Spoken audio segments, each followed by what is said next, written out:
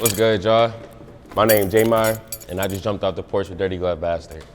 Yes, sir. You said you wasn't one for me. You know I feel your chemistry. All right, so we got JayMarr jumping off the porch with us today. Man, what's going on with y'all? How you feeling, bro? Man, I'm feeling great, man. How you feeling today, Amazing, man. I can't complain, bro. I'm blessed to be here. Okay, yeah, that's what's up, man. No So doubt. what else you got shaking here in Atlanta during this trip, man? I don't really got nothing else going on. Just networking, really, man. I'm probably gonna hit the studio later on. We were supposed to have a performance going on, but the venue ended up canceling the event. So I'm just chilling right now, networking. Last night I got to chop it up with, a lot of celebrities out at the Republic Lounge. Dope conversations with Dwight Howard. Got to chop it up with Jagged Edge. Maya had a performance, man. It was dope vibes. Oh, that's lit right there. Yeah, for sure. So how do you like the vibes here in Atlanta compared to back at home in Buffalo then? Man, it's like night and day. Like, you know what I mean? Like, literally, like, night and day. Like, compared to Atlanta and Buffalo, man, it's not really much to do in Buffalo. You know what I mean? As far as, like, interactions with entertainment or just, like, simple stuff like going out and being able to just, like, kick it with your lady at places. Like, it's not really too much to do. Yeah. And when you come here, bro, there's always something going on. Like, last night was a Wednesday, so, you know what I mean? We was lit on a Wednesday Yeah, night, for real. like, you know what I mean? Seeing all these celebrities pop out, it's 2, 3 a.m. in the morning. I mean, people getting ready for work back in Buffalo and shit. We out partying with celebrities, so, it's crazy. Yeah. Definitely crazy vibes here. Yeah, it's like every night here in Atlanta, man. There's something different to do, man. For real, for real. All right, so outside of the music, what's life like in Buffalo, man? What's really going on up there right now? Outside of the music, man, it's rough. You know what I'm saying? It's like everybody got the crab and bucket mentality, crab out of the bucket mentality. You know what I'm saying? Like nobody really want to see the next person win, so it's a lot of hate. You know what I mean? You gotta really keep your circle tight and watch you keep around you because you never know. For real. Like your main man has set you up on some goofy shit, and you're not even like being sharp and you know what I'm saying, like expecting that shit to happen, and it'll happen to you. You feel me? So it's rough in Buffalo. We come from a city of poverty. You know what I mean? Not too many people got money, so that's why, you know what I mean, it's a lot of crime and shit like that. You gotta feed your family, so niggas gotta get to it. You know what I mean? So yeah, that's how it is in Buffalo. I got you, man. So what was your childhood like? Like, what were you into as a kid coming up? As a kid growing up, man, I mean, I grew up in like the hood, like the trenches, around the same area where Benny, Westside Guns, and Conway, they grew up like in Montana. I grew up like Genesee and Coons area, Nevada, Goodyear, where, you know what I'm saying, like it's a lot of shit going on. Like as a kid growing up, you see dead bodies, fiends walking up and down the street asking for $1, you know what I'm saying? And me personally, like I had friends that was in the streets, you know what I mean? They was out there doing what they do, but I always felt like I could be great at something, not knowing what it was, but I just had that mentality, like, nah, I'm gonna just be great at this. And growing up, I used to skateboard, you know what I mean? I sang, played the drums and shit like that, so I was always active. I was always involved in like sports or, you know what I'm saying, some type of curricular activity, extracurricular activity rather. Okay. Yeah. You ended up going to the Marines after school, right? Yeah, for sure. After I graduated high school at Hutch Tech, I went to Canisius College for a semester, and that was like my first time. That's probably when I jumped off the porch, like, you know what I'm saying, like, we're really I'm on my own in life, you know what I'm saying. So I'm partying, you know what I mean, smoking, you know what I mean, doing what most college kids do, not going to class, pulling up to class, high as hell. You know what I mean? Like, I think I ended my GPA that semester, it was like a .0 something. It's crazy though, because in high school, I graduated the top 20 in my class out of 300 people. You know what I mean? I was in the National Honor Society. I was always on an honor roll my entire life. Never not had a 90-point average, you know what I mean? So I got to college and started wilding out. So right then and there, I decided that I wanted to enlist in the Marines. Before that, I had the plan to finish college and go in as an officer, you know what I mean? Take that route, but I'm like, nah, I need to put some discipline in my body. So I enlisted, cut my hair off. I had dreads before that. I had to cut my hair, you know what I mean? I went to the Marines and I met a lot of crazy dope people, you know what I mean? Made a lot of crazy connections. I learned a lot too as well. So that was dope. That was dope for sure. Yeah. So how would you describe that experience, and did you get to go overseas? Where did they deploy you at? Well, see, most of my contract was reserve. Okay. I did have active orders when I was in for a little while. But while I was in, I did get to go to Morocco, Africa. Okay. And that was crazy, bro. Like the first day I was there, I think it was like 117 degrees. Holy shit. Like Big difference from Buffalo, man. You feel me? Where it's cold as hell, Buffalo. The weather is not nice. We get there, we drop down the first day. Me and my gunnery sergeant, we in the middle of nowhere. I'm talking about scorpions in the desert, and we ain't have no tent set up because we waiting for the inventory to get there. We had to sleep in a sleeping bag in the middle of nowhere, bro, in the desert. Crazy. The next day we wake up, it's 117 degrees. They had the seas all training. Nobody was supposed to do nothing but just sit there and drink water. Yeah, for real. Because you can't do nothing. Like it was people passing out left and right, so it was crazy. Oh, damn. Yeah. Crazy. How long were you in the Marines? I was in for 4 years. Okay. Yep. So 4 you years. finished your. I did. Okay. Yeah, I did. I got you, man. Indeed. So what's been one of the biggest life lessons you've learned in your life so far?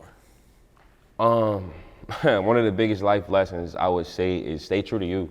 You know what I mean? Don't try to fit in with the crowd. Don't try to be somebody that you're not. Just be who you are, and people gonna love that, like about you. No matter what room you're in. If you're in a room for the gangsters, you're in a room for the whoever. Like, you know what I'm saying? Like, it don't matter. Like, just be you. Don't try to be somebody that you're not. And that's gonna take you far.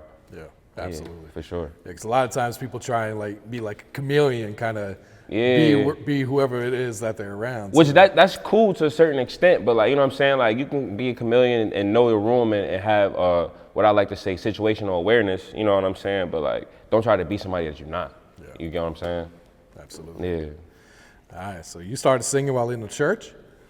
Yeah, man, I grew up in the church. My mom's a minister, my dad a deacon, you know what I'm saying? Like, my grandfather's a deacon, like I come from the church, so I grew up like singing in a praise and worship team. I've been playing the drums since I was like 5 years old. Oh, wow. So music has always been like a part of my life. Yeah. Did your parents play music too, or? My mom sings. Okay. My dad, he think he can sing. You know what I'm saying? He can hold a note though, I ain't gonna lie, he can hold a note, but that ain't his thing. Yeah, that ain't his thing. I got you. So who'd you grow up listening to? Like, who were some of your favorite artists? Oh, man. Growing up, my dad is a big Jay-Z fan. Okay. So I listened to a lot of Jay-Z. Outside of rap, R&B, man, like Tank, Chris Brown, Usher, Mario, B2K, you know what I'm saying, Omarion, Trey Songz, Chris Brown, Michael Jackson. Anybody that's one of the R&B greats, I was tapped in with him. Prince, you know what I'm saying? Like, I listened to a lot of people growing up. Yeah. A lot of people.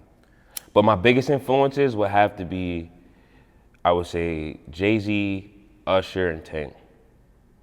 That's a hell of a combination right there. Yeah, because I rap a little bit too, but I wouldn't call myself a rapper. Yeah. But as far as like my rap side of JayMarr, Jay-Z an influence on that for sure. Or Lil Wayne. Yeah. How can I forget about Lil Wayne, my favorite rapper? He's the GOAT, man. For sure. Yep. So when did you transition from, just singing in the church to actually hitting the studio and start recording then? It wasn't until like the Morocco trip, actually. I met this dope producer in the Marines. His name is Kage Durden. And some guys right here. They got gas upstairs, I'm telling you. Sorry. Anyways, so I met this dope producer, Kage Durden, while I was in the Marines. One of my boys, my main man. And he had already been tapped in as far as like making beats and recording people and stuff like that. But I never thought about being an artist or thinking that was something realistic as far as being a career, you know what I'm saying? So he would be playing his beats while we was in a COC out in Morocco. They out in the rain shooting. He'd be playing beats and shit. And we just sitting there freestyling. He like, yo, like, you really got this, bro. Like, why you never took music seriously? Record or do this, that, and the third. I'm like, nah. Like, bro, when we get back to the States, you gonna have to pull up on me, come to my spot, and we gonna log in. So he showed me how to make beats and shit like that. I always had other people like my boy Miles B, Cal V, who had always been into music and shit. I would pull up on their crib and they would be making beats and writing songs, recording and things like that. I just never saw that as a thing for me. Like, it's always fun, you know what I'm saying? Like, but I didn't start taking it seriously until then when I seen that, like, all right, I'm actually good at this and it's doable. Like, it's people actually doing it. So this was like 6, 7 years ago. I had to be like 20, 21. Okay. Yeah, so I'm 27 now. So about 6 years ago when I really started taking music seriously. I got my computer, downloaded Logic, and I just started like trying to make beats, record myself, and you know what I mean, just over time just got good at it. Yeah. Yeah. So what's your creative process like now? Do you write or you just freestyle, just kind of punch in? Honestly, it depends on the song, it depends on the vibe, it depends on who I'm in the studio with. Like, if I'm by myself, typically, I'm catching a vibe with a beat, I throw it on loop and I pull out the notes. You know what I'm saying? Because I like to really like get witty with my pen. I don't just want to say anything, you know what I'm saying? I want everything to make sense. I want it to be a story. So yeah, I pull out the notes, but there are times when like I'm freestyling to a beat and I'm just like, fuck it, let me just go and just see what come out, and I make some of my best music that way. So I say like, it just depends. It depends on the vibe. I can do both ways, you know what I mean? Yeah. I got you. So what's your thoughts on the current state of R&B right now? Man, the current state of R&B, I don't want to say like it's dead, but like, man, it's only a few people right now going crazy in the R&B game, and that's Eric Bellinger, Chris Brown,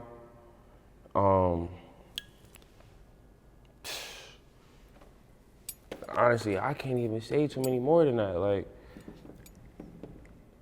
I don't know. Like, the R&B right now is in a weird space. Like, I feel like hip hop is going in a different direction, and it's like, it's a crazy mesh between the two right now. Like, so that being said, like with my music, I'm trying to bring R&B back, like classic R&B, like real like soul, you know what I'm saying? The videos where they got a story, like, you know what I mean? Sammy, like Come With Me type stuff, Okay, where, you know what I mean? Like that type of R&B, trying to bring that type of stuff back, because right now it's not really no market for it. Like people don't want it right now. I don't know why. Yeah. It's weird. When Bryson Tiller dropped though, it was crazy though, because it was almost like he came with that trap soul vibe, and it changed the game up a little bit. And not too many people could follow that. You know, you got Tory Lanez. I don't really call him like an R&B artist though. He more so like hip hop, like rap, you know what I'm saying? He do get them records where it's like, all right, he got the crazy R&B sample, and then he'll give you them R&B vibes where he talking to the lady or he pouring his heart out and really expressing his emotions. And I feel like today, like a lot of people don't be trying to express their emotions with their music, you know what I mean? They just want to say what they think is gonna sound cool or what the people want to hear. Yeah. Yeah. No, that's very true. And like you said, with the direction that rap is going with all the singing, and it kind of does blur the lines between the two genres. Right, too, right, exactly. All right, so what's the music scene like back in Buffalo right now? It's crazy lit right now. Like, honestly, I talk about it all the time with some of my clients. You know, I run a studio right now as a sound engineer, and a lot of people was just like crazy motivated after Griselda took off. You know, Benny, Westside Guns, and Conway. They really put Buffalo on the map. So you got a lot of people like motivated. The energy is different. Like, people's booking sessions, people's actually trying to put projects together, shoot visuals, out networking with other people. It's kind of like how Chirac was when, you know what I'm saying, Chief Keef took off. So the music scene right now is dope. It's definitely different from when I first started doing music, which is kind of cool because I feel like right now where I'm at, I'm an influence for other people. Like they see like, yo, he's really doing something, you know what I'm saying? I got to deal with SGE, Tony Solo, shout out Tony. I appreciate you. And yeah, they seeing like, yo, it's really like, it's possible for people to really just make an impact, you know what I'm saying? So it's a dope environment right now for the music scene. Absolutely. Yeah, It's been a long time coming for you guys too, man. Man, I'm telling you, you know, we got a lot of the greats coming, like Rick James and Brian McKnight, you know, they from Buffalo. We got back in the day, way back when, you know, jazz was popping and shit like that, but it's been quiet for a long time. Absolutely. It's been quiet for a long time. So how'd you link up with Solo, man? My boy Tyree Hames, my producer and my personal manager, he put me on to him. That's like my brother. Okay. But yeah, so when I first met Tyree, we would have conversations about, you know, my career, like what I was doing, where I wanted to go. At the time, you know, I was enrolled at Villa Maria College for music industry and driving school buses part-time.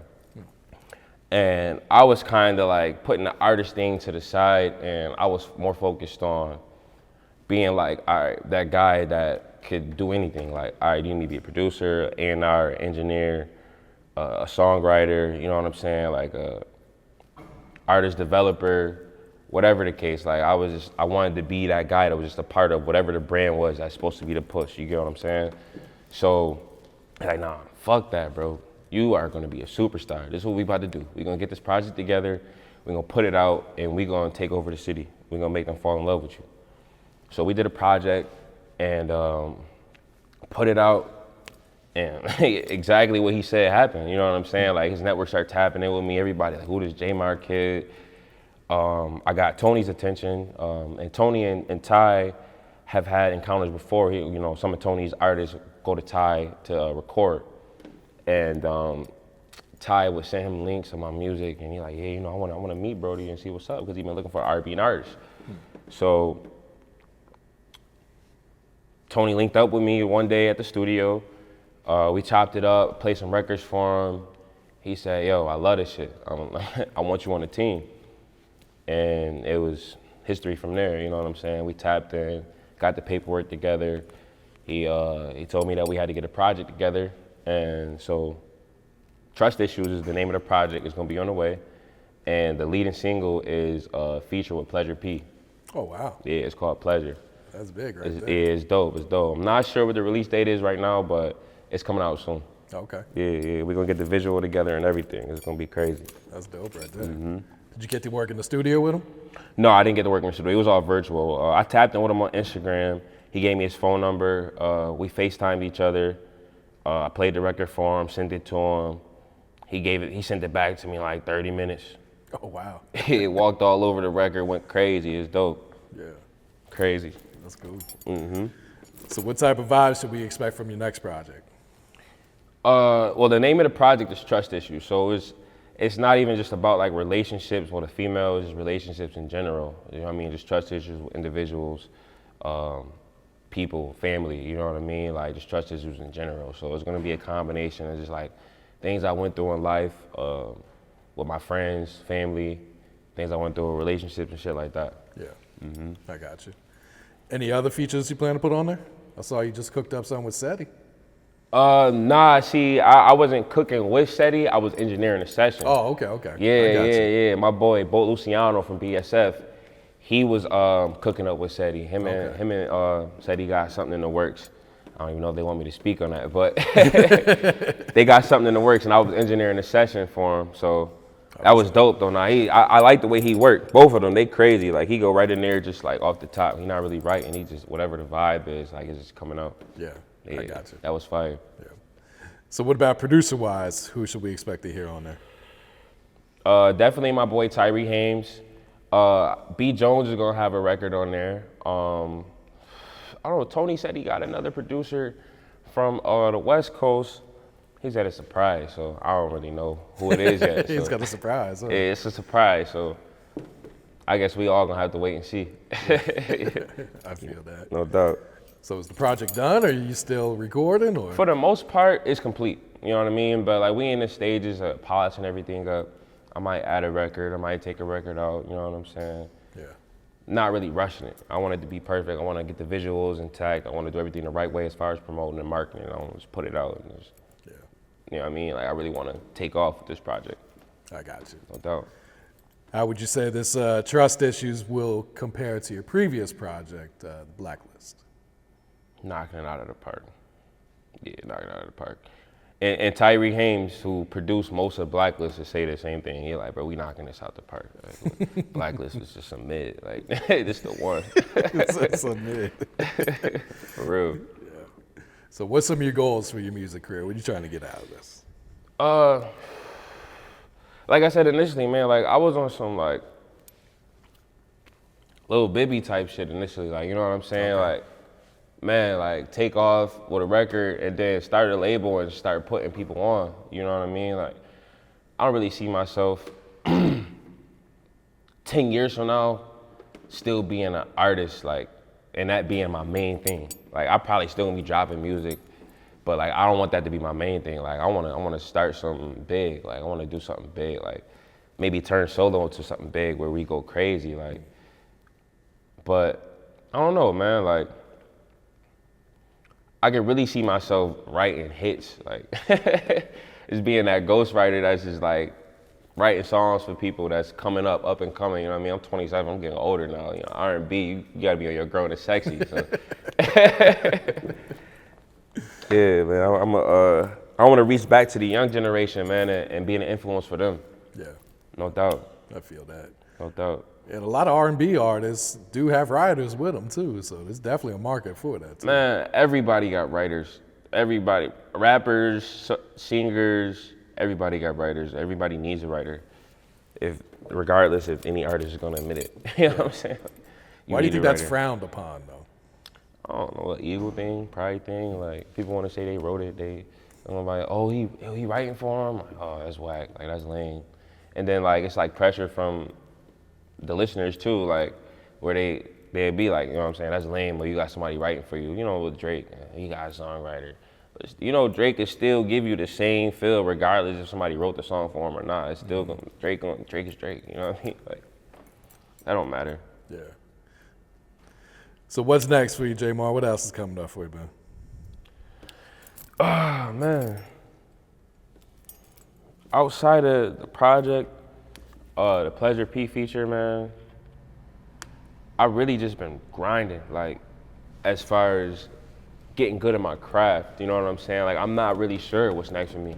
I'm just really staying focused and being humble and just letting my work show for what I do, you know what I'm saying? Like, it's no telling what tomorrow gonna bring. Like, I didn't know I was gonna fly down to Atlanta and have a 45-minute conversation with Dwight Howard. You know what I'm saying? Like, for real. What? I didn't know that was. I didn't plan that shit, so ain't no telling what's next for me. You feel me? Like, I'm just trying to stick to the script. You feel me? Yeah. Yeah. I dig that, man. No doubt. You guys, shout outs you like to give before we wrap it up? Shout out Solo Group Entertainment. You know what I'm saying, for showing mad love, having me here, man, taking me in under his wing. Shout out We Make Hits. Shout out my boy Tyree Haynes. Shout out the whole town. Shout out Griselda for putting us on. Shout out your plug too. He got you right. For real, yo. Shout out my plug, because this really some gas. He been having me write the whole trip for real. Man, that's it though, man. Shout out my mom. Shout out my fam. Shout out everybody supporting me. No doubt. You said you wasn't one for me. You know I feel your chemistry. I'm tryna measure in.